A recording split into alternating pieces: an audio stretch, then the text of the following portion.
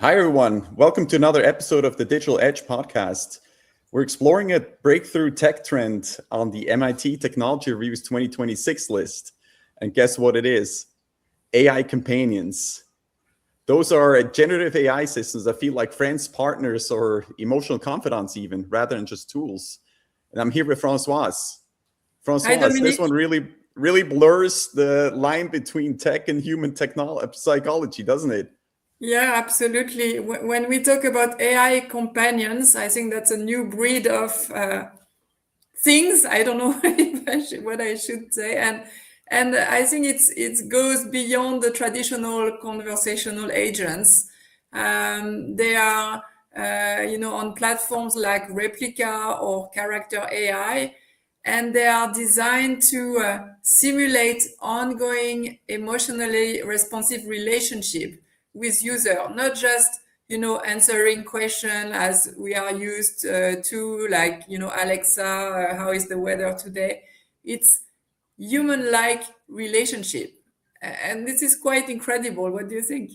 Yes, and to my surprise, looking into the topic a little bit more, I found that there's some of these services are tens of millions of users. In the case of Replica, right, 30, 40 million signups. Character AI about the same. It's very massive, right? There's a huge adoption of such services. Yeah, and I mean, these companions, they are, in a way, they are sticky because they remember the past chats. They adapt to your personality. They respond with empathy, so it makes them feel more human-like. And probably that's the reason why people engage deeply with them, why they use them very often. And those companions are often considered like friends or partners. Yeah, we see that that's the main reason why they use those chatbots. It's about having a personal connection and a friend. Yeah, I think that's really fascinating, right? And I think this is really the core piece of why this is a little bit different than other technologies, because you're not just going for information, but you're going for emotional support, comfort, or even romance in some Yeah, cases, where we've seen news headlines about somebody trying to marry their their AI companion, right? yeah. I mean, the figures are striking. I mean, half of the people are looking for friendship, but a third for sexual or romantic interactions, and another 20% for counseling type conversation. So it's really tapping into the intimacy of users. Hmm. Yeah, very fascinating, and also very complex topic, I think, because on the one hand, it's an opportunity to reduce loneliness, perhaps, right, in the short term. And it can also give people immediate emotional relief and a sense of companionship, especially if someone lacks such social support, right? Yeah, and on the other side, it can also increase loneliness because if your only interaction is with companion, maybe you cut yourself from the rest of the world and you isolate yourself, and you don't look for human interaction. So there are also psychological risks associated by with the usage of AI companions. So I mean, it's very early stage, but it seems that already we see that there is a correlation between using AI companion and the overall well-being of the users. So we see that it's not neutral. Yeah. And I think even if you get some short-term relief or some comfort, right, the long-term picture isn't always so great, perhaps. Yeah, and I mean, an additional point of concern is the fact that most users are teenagers, people who are still, developing their personality. We need to find their place in the world, and the fact that they are the main users of those companions, are friends or relationship, is I think very concerning. Yeah, definitely complex topics again, right? Because you have like this benefit where maybe in the traditional context of a human, there's not always someone there to talk to if you Yeah. want to, so you have that relief. But again, there's the benefit and the risk intertwined, where you could then disconnect yourself from actual humans over time. Yeah. And I mean, the fact also that those companions are always, positive and simulating empathy, probably it's going to create some emotional dependence over time. And again, isolating people from real world interaction. So another example where AI is creating some social or societal challenges. Yeah, it sounds like it. And I think they're not replacements for real human relationships or even professionally validated therapy, right? Because that's still something that can help further create a connection between humans rather than starting to segregate out those relationships and connections with actual humans. Yeah, and that could be another area where maybe at some point there will be a need for regulation or guardrails to frame, the use of these companions and to make sure that we are not putting young people in danger, in psychological danger because of that potential misguidance or isolation that they might develop with those tools. Yeah.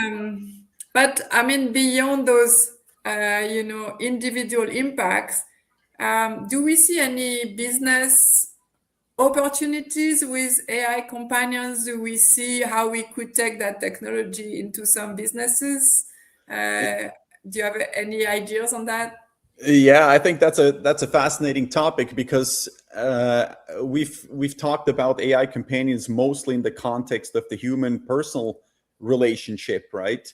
And considering that we spend a lot of time of our day in relationships with people that we are collaborating with at work, right?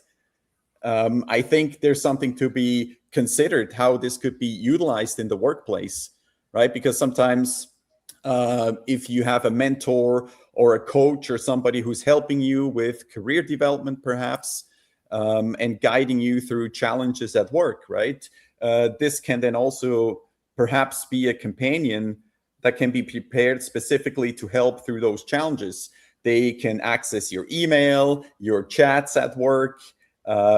Maybe eventually they can listen into meetings, right? We already record meetings that we have going on at work and then start synthesizing the sentiment of the interactions with other people. And then also take, again, a similar role that we see on the personal level to help guide through and coach through situations in the workplace. So I Yeah. think maybe that's something that could be considered and looked at.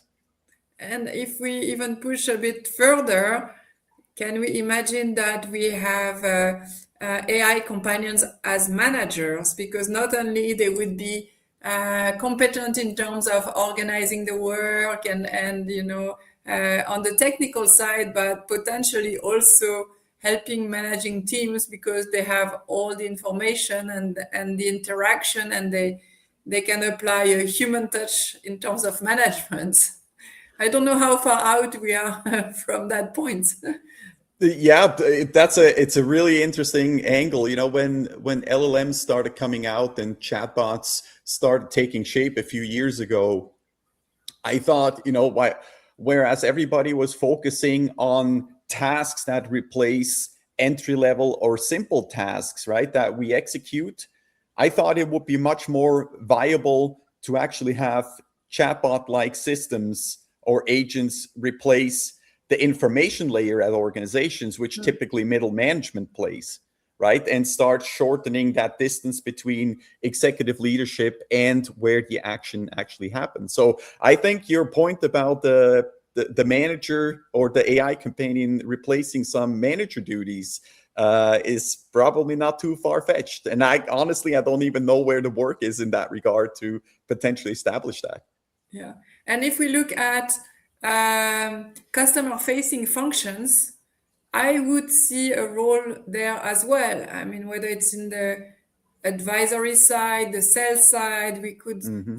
have those interfaces that are much more empathetic or customer friendly Hmm. compared to the chatbots that we have today that have a lot of limitations. But I think that this is getting closer to having a larger share of human interaction with customers replaced by those tools. What do you think? Yeah. Yeah, very, very viable, right? And from a customer relationship management standpoint, right? We already have automated systems that attempt to have a more traditional electronic relationship, right? Where a lot of tasks are automated with regards to follow-ups and engagement with potential clients and existing clients as well. And if this becomes more targeted, more relationship based, more based on human interactions and emotion, I think this could be another enhancement, right? Where rather than getting an email or a chat or an automated message that's kind of cookie cutter, it's then from an AI companion towards the client that is customized for their best experience as well. Yeah, and how far out do you think that is? Is it a year, 5 years? How soon? Don't put me on the spot, but like everybody else in the industry says, everything is 1 to 2 years away, Oh yeah, and and the same gets repeated every year, right? I mean, we already see some companies undertaking the sales process, the customer support process, and so forth with agents, virtual agents, and I think. I don't know. We'll see if the current technology can actually deliver on that, or at least start visualizing of what that would look like as we make breakthroughs in AI technology. Maybe away from LLMs as they start hitting their limits, but I hmm think the trajectory towards that direction is definitely there, right?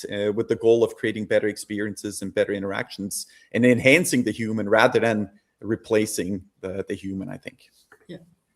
Thank you, Dominic, for the conversation today. I think that was another exciting topic on how AI now is moving in the space of emotion and attachment, which is another Very frontier. interesting.